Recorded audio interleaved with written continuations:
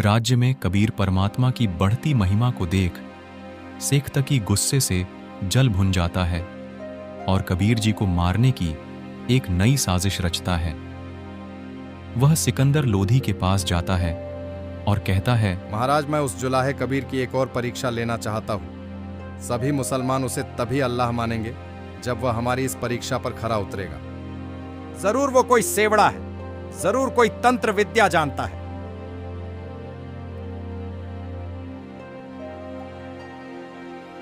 एक बात बताओ पीर जी, आपने कितनी परीक्षा ले ली, संतों को दुखी नहीं किया करते। आप तो स्वयं जानी जान हैं। ज्यादा चतुर मत बनो महाराज, हमारे साथ पूरा मुस्लिम समाज है। हम उस जुलाहे की परीक्षा लेना चाहते हैं। हम उसे तभी अल्लाह मानेंगे। अल्लाह तो निराकार होता है, वो शरीर में नहीं आता। ये तो कोई सेवड़ा है, ये अल्लाह नहीं हो सकता। राजा दुविधा में आ जाता है और कबीर साहब के पास जाकर कहता है, हे परवरदिगार, ये सीख तकी मुझे जीने नहीं दे रहा है। कह रहा है कि हम कबीर को अल्लाह नहीं मानेंगे। उन्होंने एक शर्त रखी है, वो आपकी एक और परीक्षा लेना चाहते हैं। उन्होंने कहा है कि पूरा मुस्लिम समाज आपको तभी अल्लाह मानेगा जब आप उनकी परीक्षाओं पर खरा उतरेंगे। राजन, उनसे जाकर कह दो कि जो उन्हें उचित लगे वो वैसा करे। शायद मेरी मृत्यु उन्हीं के हाथों लिखी हुई है।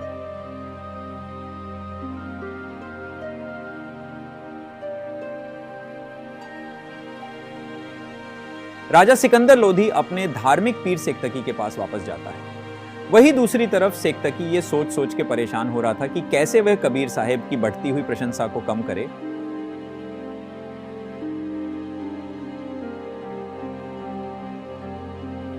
तभी शेख तकी के कक्ष में सिकंदर लोधी आता है और कहता है, पीर जी, आप कबीर जी की जितनी भी परीक्षा लेनी है आप ले सकते हो। राजा के मुख से इतना सुनते ही शेख तकी बहुत खुश होता है और मन ही मन कबीर साहब को जान से मारने की साजिश करने लगता है। शेख तकी ने कबीर साहब को मारने के लिए कई साजिश रची, लेकिन वह कबीर साहब का बाल भी बांका नहीं कर पाया। इस बार उसने अपने धार्मिक पीरों के साथ मिलकर योजना बनाई कि वह कबीर जी को गुंडों के द्वारा जान से मार देगा। शेख तकी योजना बनाता है कि कल रात को हम गुंडों के साथ जाके कबीर जी के तलवार से टुकड़े टुकड़े कर देंगे और उन्हें जान से मार देंगे। शेख तकी चाहता था कि किसी भी तरह कबीर साहब को मृत्यु के घाट उतार दिया जाए, क्योंकि कबीर साहब ने उनकी दुकानें बंद कर रखी थी। लेकिन शेख तकी ये मानने को तैयार नहीं था कि कबीर जी स्वयं ही अल्लाह हैं।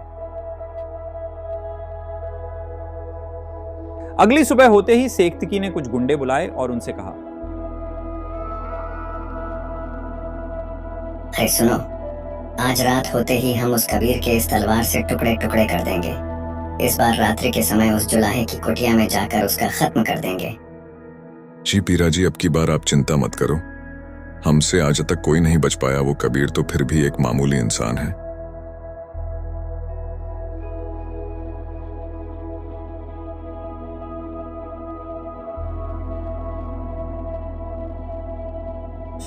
रात्रि का समय हो जाता है।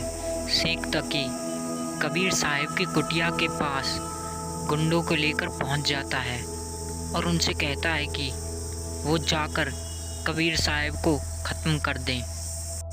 शेख तकी के आदेश अनुसार उनमें से एक गुंडा कबीर साहब के पास तलवार लेकर पहुंच जाता है, जिस समय कबीर साहब अपनी कुटिया में सो रहे थे।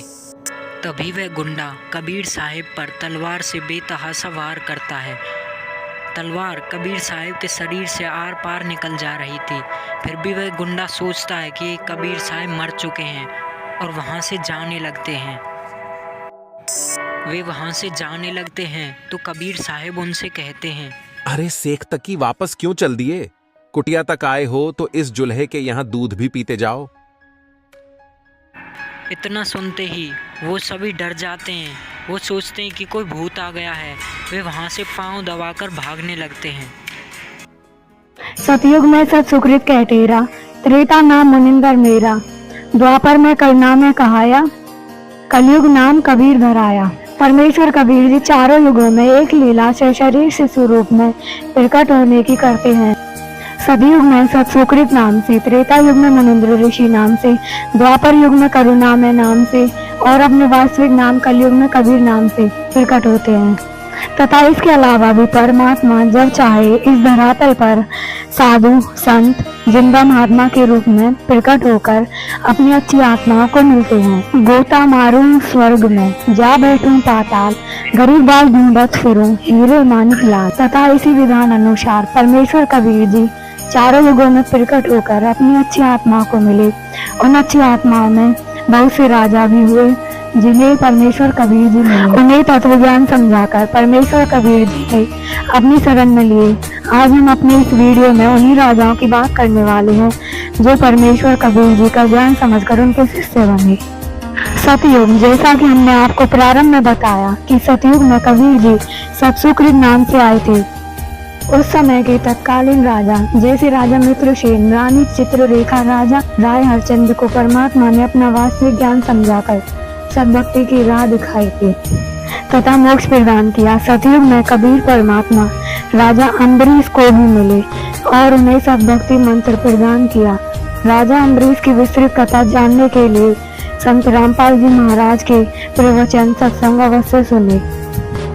त्रेता युग, त्रेता युग में कबीर जी ऋषि मुंद्र जी के नाम से प्रकट हुए। कबीर परमात्मा लंका में रहने वाले चंद्र विजय और उनकी पत्नी कनवती को मिले तथा उन्हीं के माध्यम से रावण की पत्नी मंदोदरी और भाई विभीषण को भी ज्ञान समझाकर अपनी शरण में लिया था। मुनिंद्र ऋषि उर्फ कबीर परमेश्वर की भक्ति और ज्ञान से ही विभीषण का कुछ भी अनिष्ट नहीं हुआ था, जबकि रावण सहित पूरी लंका का विनाश हो गया था। सतयुग में यही आत्मा राजा अम्बरीश से, वही आत्मा का जन्म त्रेता में राजा जनक के रूप में हुआ। उन्होंने भी कबीर परमात्मा द्वारा बताई गई सद्भक्ति की। द्वापर युग में परमेश्वर कबीर जी करुणामय नाम से प्रकट हुए। उस समय के तत्कालीन राजा चंद्र विजय और उनकी पत्नी रानी इंद्रमती, परमेश्वर कबीर जी ने रानी इंद्रमती को और राजा चंद्र विजय को अपने सच्चे ज्ञान से परिचित कराया और दोनों का कल्याण किया। द्वापर युग में और भी अन्य राजा हुए जिनमें राजा भोजराज, राजा मुचुकुंद, राजा चंद्रहास, राजा विद्युत और राजा देव, जिन्होंने उस समय करुणामय रूप में और कबीर जी के ज्ञान से प्रभावित होकर सद्भक्ति मार्ग अपनाया था, जिससे उनका कल्याण हुआ। कलयुग, आज से 626 वर्ष पहले विक्रमी संवत 1455 सन 1398 ज्येष्ठ मास की पूर्णमासी के दिन कबीर जी सतलोक से आकर काशी के लहर तारा तालाब में से शरीर शिशु रूप में प्रकट हुए, जहाँ नीरू नीमा नामक निसंतान दुल्हा दंपति उन्हें अपने घर में लाए। फिर परमेश्वर लीला में शरीर में बड़े हुए और उस समय कबीर परमात्मा 120 वर्ष पृथ्वी पर रहे। उस दौरान उन्होंने बहुत सारी अनहोनी लीलाएं करी और कबीर परमेश्वर द्वारा किए गए चमत्कारों को देखकर उस समय परमात्मा के 64 लाख शिष्य हुए थे। एक ऐसे समय में जब प्रचार का कोई साधन नहीं था, उस समय परमेश्वर कबीर जी के 64 लाख शिष्य होना परमात्मा की समर्थता का प्रमाण देता है। वहीं उस समय के तत्कालीन राजाओं ने भी परमात्मा कबीर साहिब की शरण ग्रहण की थी, जिनमें से कबीर परमात्मा ने काशी के राजा वीर सिंह बघेल को समझाया।